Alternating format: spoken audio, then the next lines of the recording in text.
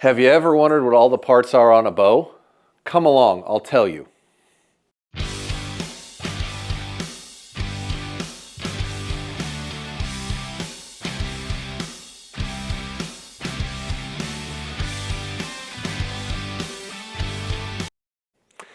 Hello and welcome back to the YouTube channel. MFJJ here with podiumarcher.com, giving you another episode of Archery 101, the parts on a bow.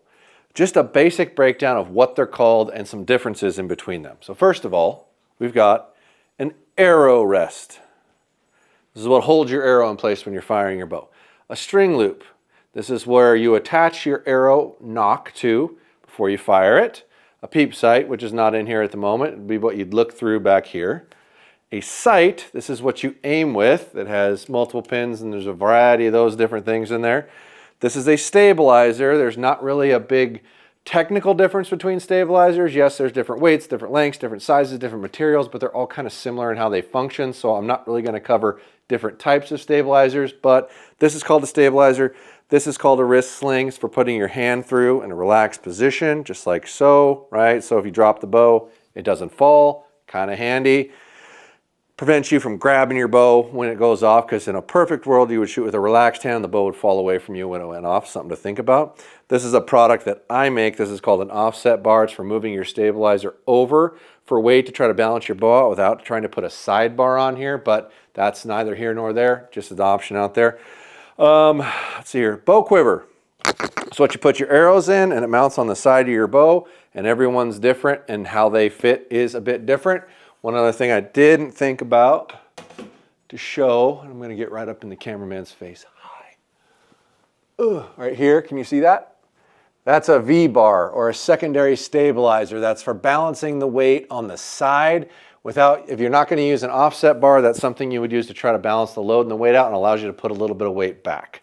So now that we've discovered what those items are, I'll give you a little breakdown on what the difference between one and another is. All right. Arrow rests first. This is a whisker biscuit. This is a containment style arrow rest with the intention of putting the arrow in there and it never moving. These are very popular and very simple. They give you the least amount of variable options when it comes to type of fletching you can use, the amount of twist you can use, variance you can use, and tunability. But these actually do work quite well and are consistent. Just make sure, in my personal opinion, you're shooting short fletchings that are very stiff and relatively straight, and you'll probably have relatively good luck with a whisker biscuit. Cable-driven fall away, right here. What this is, cocks up in place, fires down, and is fired and engaged by this cord. This attaches to your down-traveling cable, pull it back, engage it, let go of it, and it falls. That is a cable-driven fall away. This is a spring steel style rest. I will open it here real quick. And how these work, this is more of a target thing. You're not typically going to see this in hunting. Your arrow sits on top of this blade right here, and the tension of the blade makes it flex differently when it goes by. They have different sizes and widths, etc. of this, but this is typically a target thing. You won't typically see this in hunting anymore. And then your limb-driven fall-away arrow rests. And I just had one on a bow right here. So this is attached to the down-traveling limb. And as you draw the bow back, it comes up, and as you fire it, it falls back down. This is by far our most popular type of arrow rest, followed by the cable-driven fall away, and then a whisker biscuit, and then, of course, the spring steel to the target guys. So those are your basic four differences of arrow rests. Sights. This is a fixed pin sight. Basically what this is you would bolt it on your bow, move your windage and elevation, and sight in. This is a 4-pin sight. Like your first one would be 20, 30, 40, 50, and then those are fixed references that never move. You will always just simply aim off of that and adjust accordingly in your head, like hold a little high, hold a little low. This has been the most common used sight forever. Up until recently, I still think they're probably the most common, but they're not that far different between movable sights. Movable sights are, we'll start with this one. This is a 1-pin movable sight target sight. How this works is you twist this knob and it changes your elevation to a different yardage. All right, now this is a target sight, but they have hunting versions of this that are very similar, and you simply move the sight to the yardage you want to shoot at, the pin's set at what you want to shoot, point and fire. It takes a little longer than a fixed pin sight. There's a little bit more going on, but this is way more popular than it used to be, and I almost say is as popular as fixed pin, if not more popular than fixed pin. Now, you can also get that. Okay, this is a multiple pin mover sight. It doesn't look all that different than a regular single pin mover sight, and this one happens to be vertical, so it really doesn't look different, but you have multiple pin references, and then you move it for distance for shooting farther away or closer. Sights like this will potentially give you 100 to 150 yards of distance depending on your physical arrow weight, and how it would be used is typically you would sight in, this is a 3-pin, 20, 30, 40, and then the third pin would be your mover pin. So as you move your distance out here, 40, 50, 60, 70, 80, 90, you adjust the indicator needle to that and use the bottom pin for your distance. That is a multiple pin mover. This is by far our most popular thing now. 3 or 4 pin or 5 pin, hands down, most popular thing we do. Throw you a little curveball. This is a canyon pounder. This is from Option Archery, and it is a movable sight. It's on a movable chassis with a fixed pin head and a single pin head. So that's like a little bit of a hybrid, something different. Can't call it the same thing, but this I still would put it in a multiple pin slider configuration, just something a little more unique, and the price does reflect that it is a little more unique. They're very expensive. Okay, so we're on to the final, and this is types of quivers.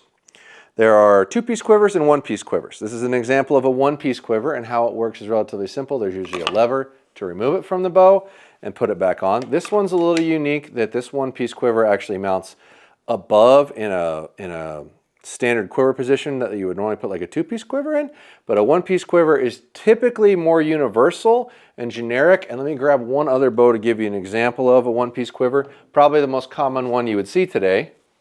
All right, this is a tight spot quiver, the original design. It's been improved and modified a few times, but how it works is it mounts over your sight position.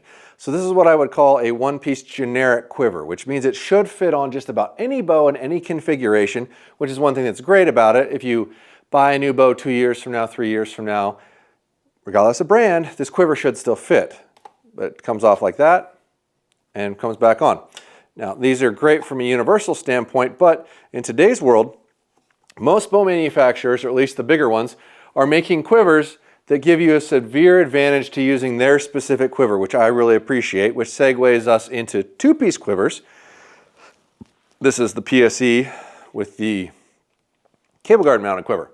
But how this is different is it attaches up in 2 spots.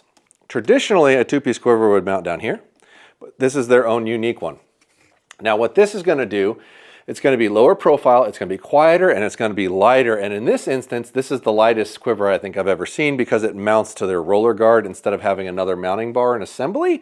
So it keeps the weight down, which is very, very cool and unique.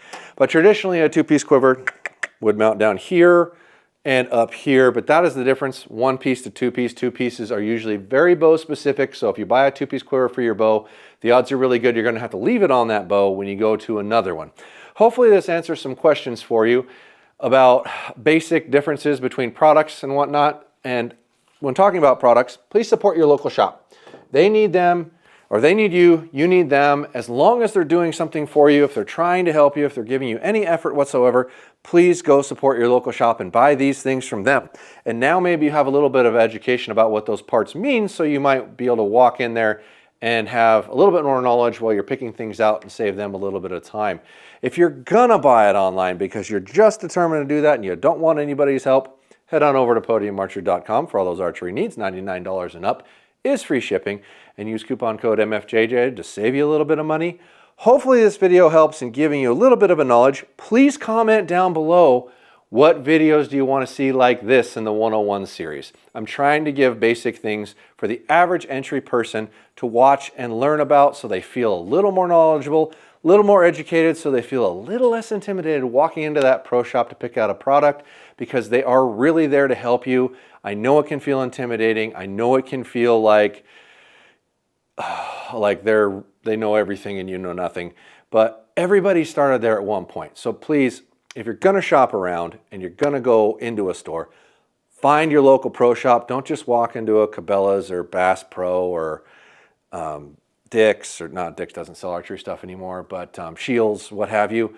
Find your local pro shop. Those people do archery 24/7, 365, and you're going to learn a lot more from them and get probably a lot better functioning product than you would from a general chain store. But like I said, if you're going to order it, give me a try. Thanks for watching.